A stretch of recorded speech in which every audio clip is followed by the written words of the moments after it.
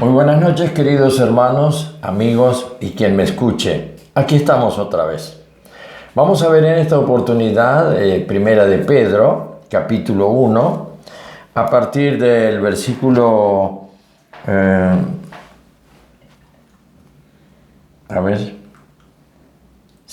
versículo 22.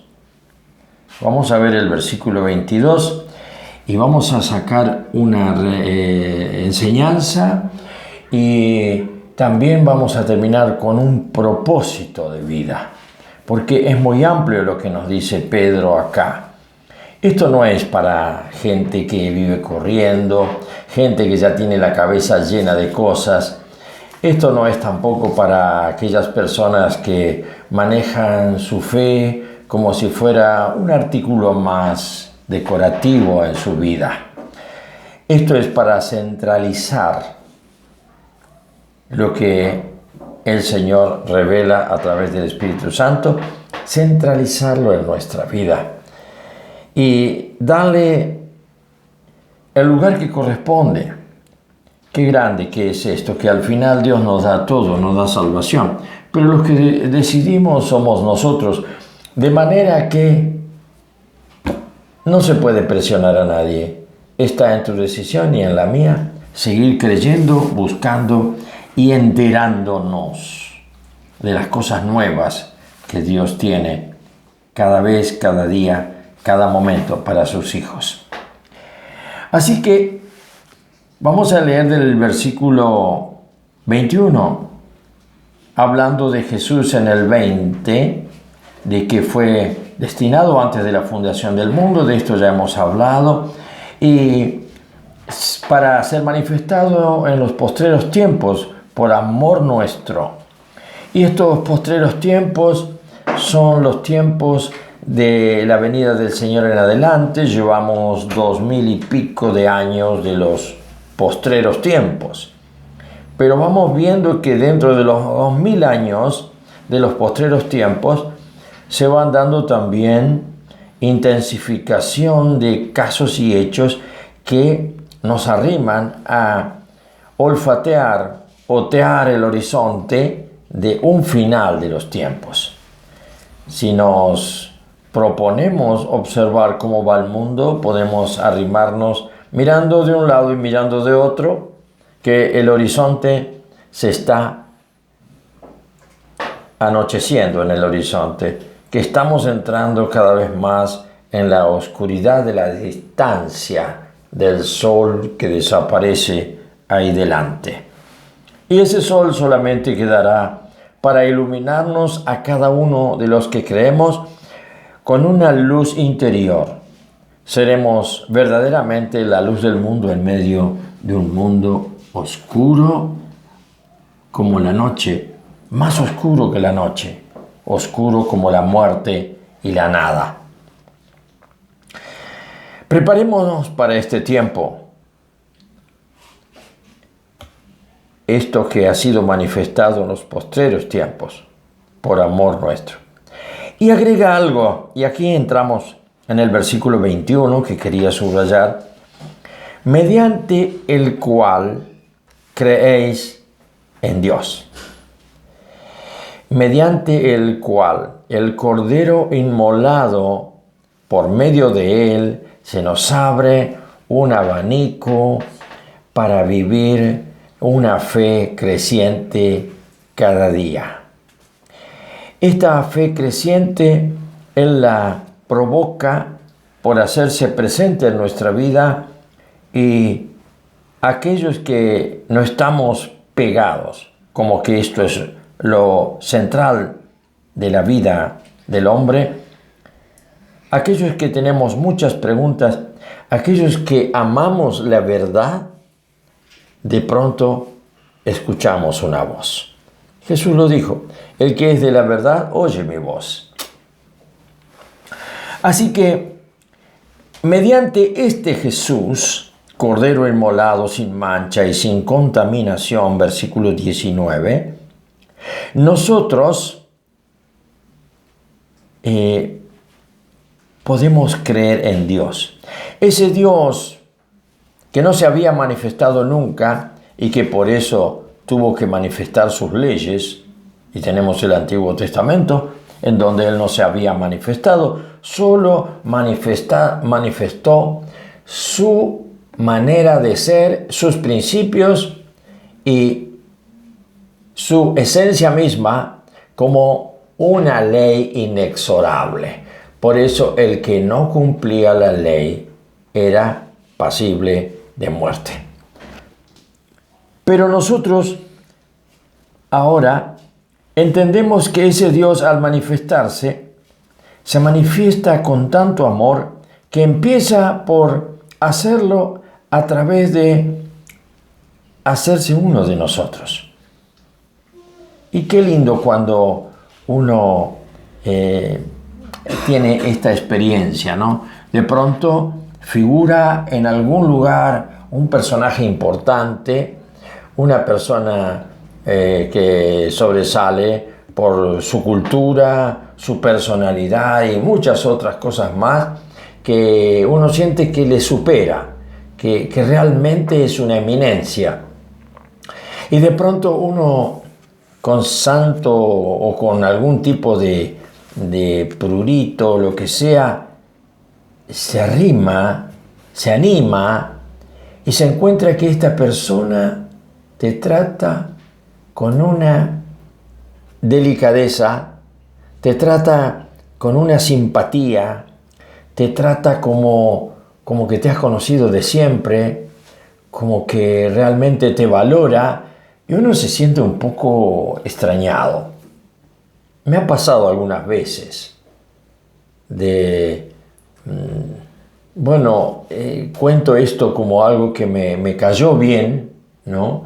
Porque yo siempre tuve una gran admiración por Carlos Anacondia. Todos sabemos quién es el evangelista Carlos Anacondia. Y en un encuentro en Buenos Aires me tocó estar sentado al lado de él. Y estaba yo en la punta de un banco, de una hilera de sillas.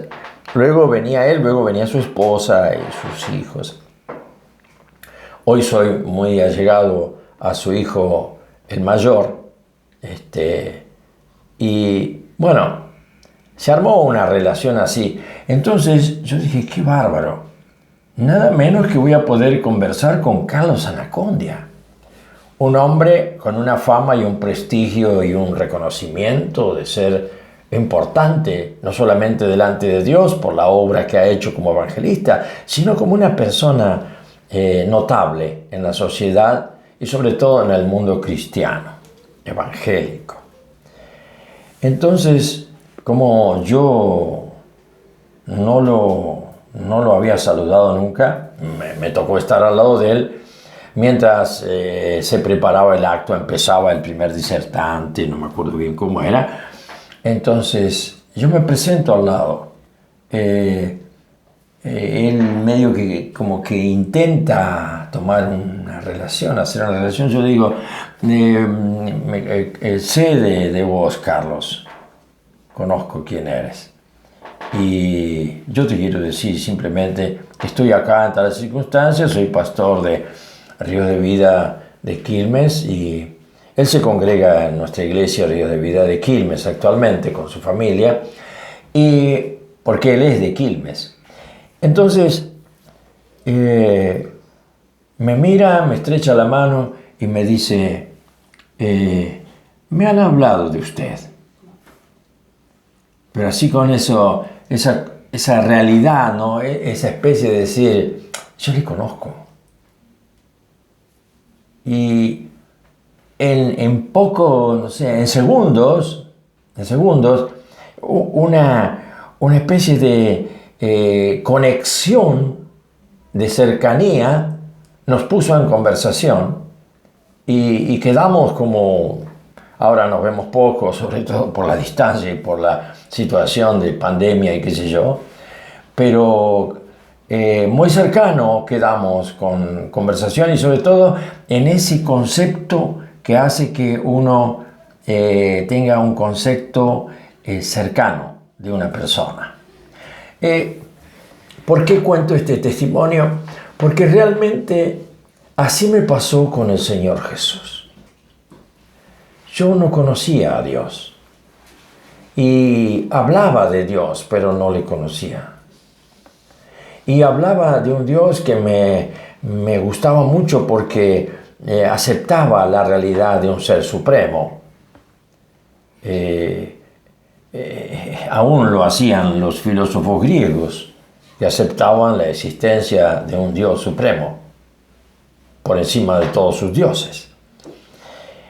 Y cuando hice mis estudios teológicos y filosóficos, estudié también que es una ridiculez negar la realidad de un ser supremo, creador, y que mantiene su creación por su propia voluntad, porque es bueno. Muchas cosas sabía de Dios, pero no le conocía. Conocía la Escritura, pero no conocía a Dios. Hasta que en una circunstancia X, un día, anhelando conocer a Dios, me habían dicho que tenía que tener un encuentro con Jesús, que iba a cambiar mi vida. Aún mi teología iba a cambiar mi manera de llevar el mensaje del Evangelio.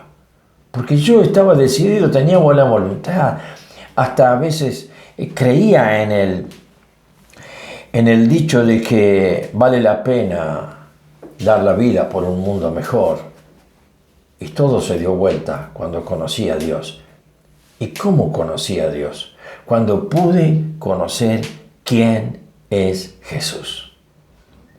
Y por eso aconsejo a todo el mundo que cuando hable, predique o diga cosas con respecto a la realidad divina de Dios, no hable de Dios, no use la palabra Dios, porque es una palabra usada y se puede usarla muy bien sin tener en cuenta a Jesús, soslayando la realidad de una persona. Hablando de esa persona, exaltando y remarcando sus cualidades y su poder y su grandeza, pero no reflejamos que todo eso nace de un punto de partida que es una persona humana. Y esto hay que tener cuidado. Te recomiendo, hermano, que si en algo tienes que corregir esto, lo hagas cuanto antes.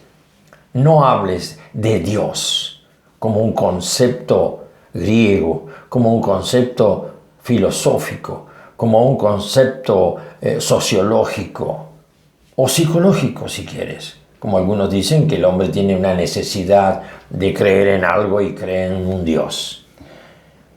Habla de Jesús. Presentá a Jesús. Ese es el Dios que vos conociste. El otro Dios era conceptual. El otro Dios era alguien, sí, pero muy en la imaginación o muy difuso. Un Dios que era concepto. Pero cuando yo me encontré con Jesús, me encontré con alguien que era igual que yo. Este es el Dios verdadero. Hasta que no te encuentres con Jesús, que es igual, que puedes hablar de igual a igual, que no le temes, que no le consideras tan alto, no, porque Él bajó y se puso a tu lado. Y se puso a tu lado para que tengas acceso a Él. Y quizá no como en el caso que te conté de mi testimonio, de Carlos Anacondia, que se sentó ahí y yo ya estaba sentado ahí. Vino y se sentó, pero nunca supe si él se sentó para conversar conmigo o qué. Pero quizás sí, pero sí sé que Jesús un día vino a mí porque realmente yo quería conocerlo y Él me quería conocer a mí. Y este encuentro es el que hace que yo proclame a un Dios verdadero, a quien conocí, siendo Él el que dejó todo su trono y se vino a charlar conmigo.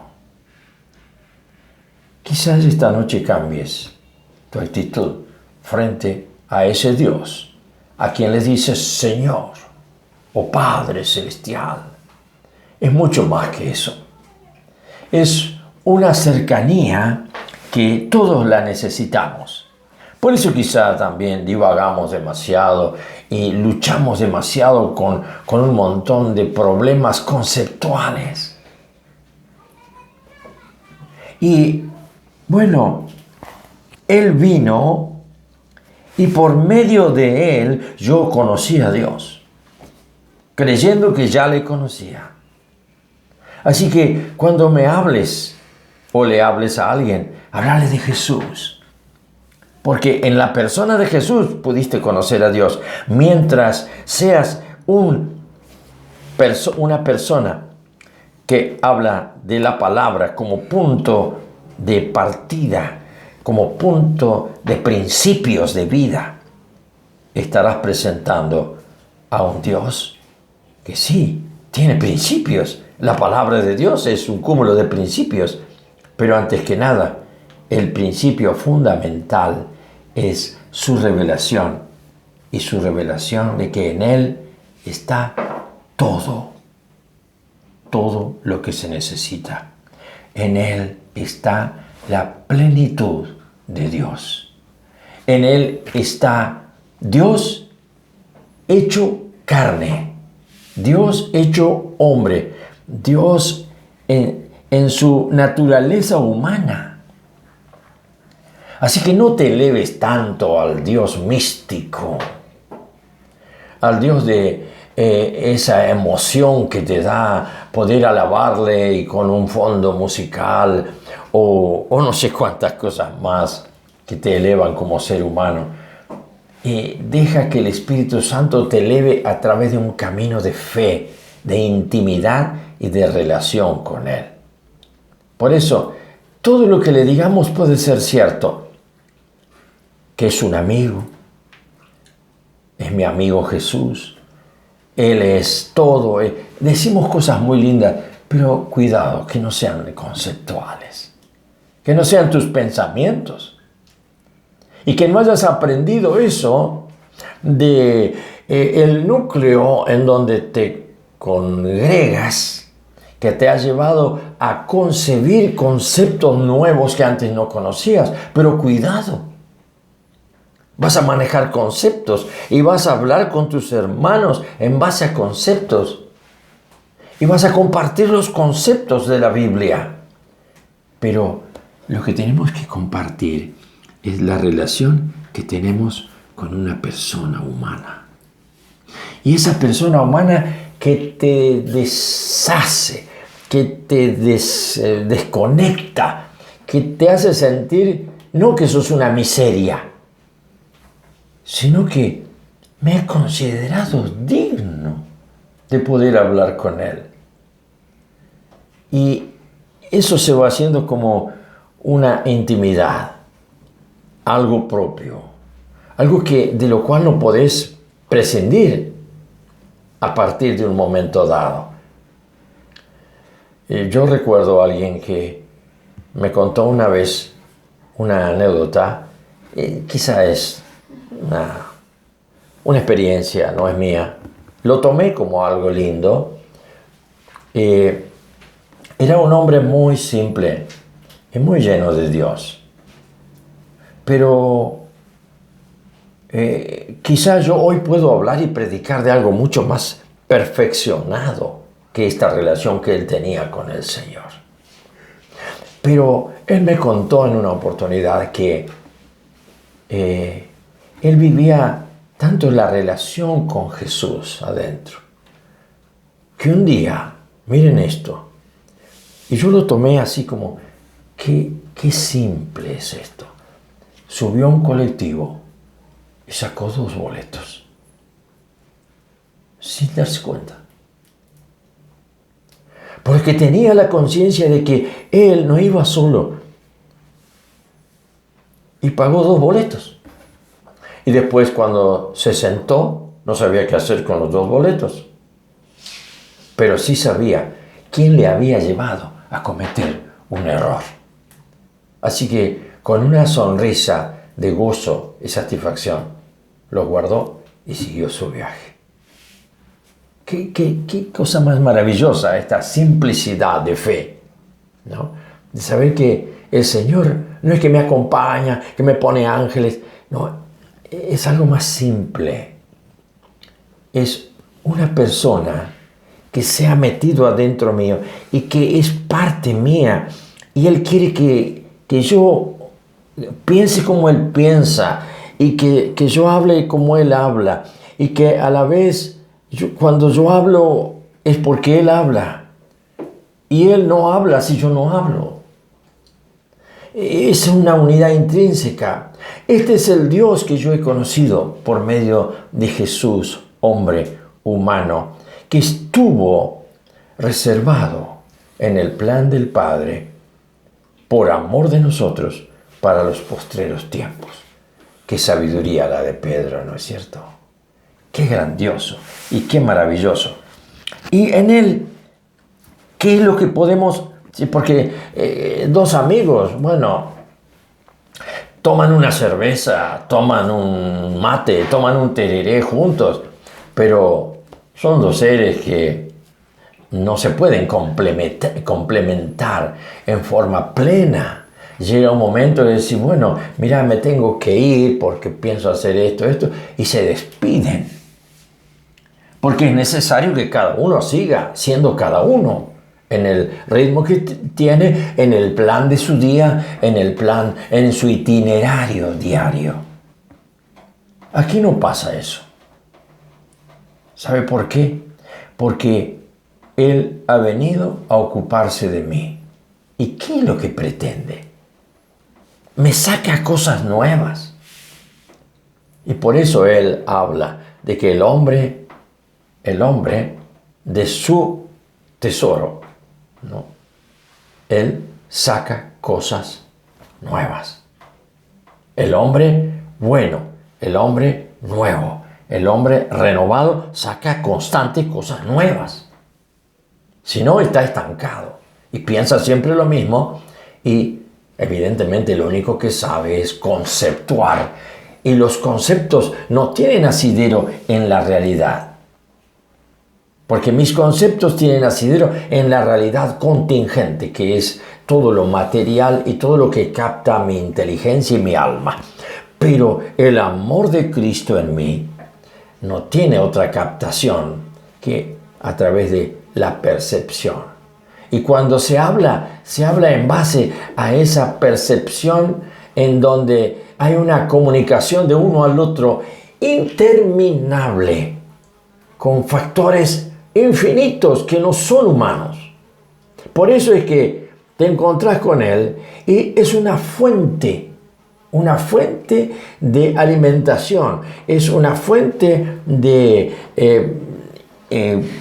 ebullición, es una fuente de diálogo en lo que va y viene. Yo no repito lo mismo. No repito delante de Él las mismas cosas. Por eso se distingue mucho lo que es la oración, que es expresión nueva de mi corazón que sale por los labios. Por eso hacemos una gran distinción entre lo que es rezar, que es repetir, y orar, que es creativo. Orar es algo creativo. Cuando ores, entonces, tienes que crear lo que está dentro. ¿Y cómo lo vas a crear? Dándole un formato de voz, por eso es oración. En el latín, boca es os oris.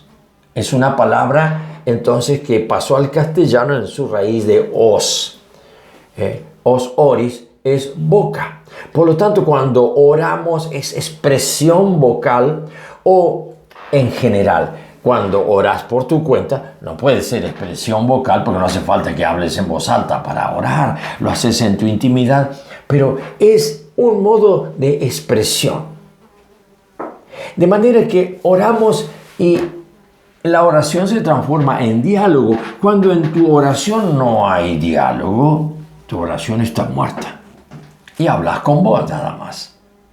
Entonces terminas tu oración y decís, qué bien que estuve, o que hubiera podido decir esto otro, hubiera podido decir otro, que hubiera usado más términos, pero no, porque no creaste nada y no pudiste encontrar el eco de un nuevo compromiso con el que está delante.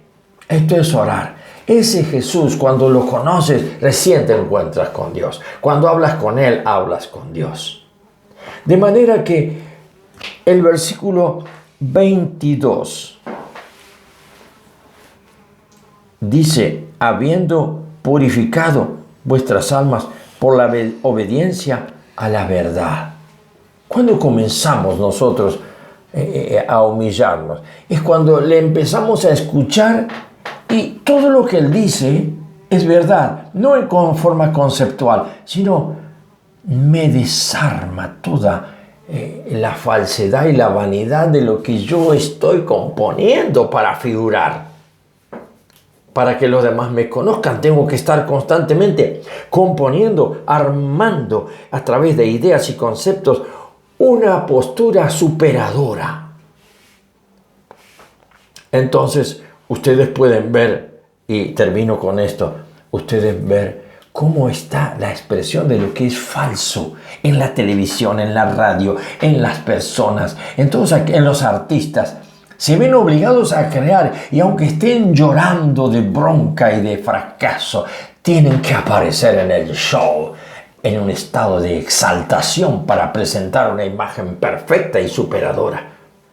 Yo no lo necesito hacer, porque basta que yo hable lo que Él me dice, que yo diga, entonces ahí está, ya está terminado.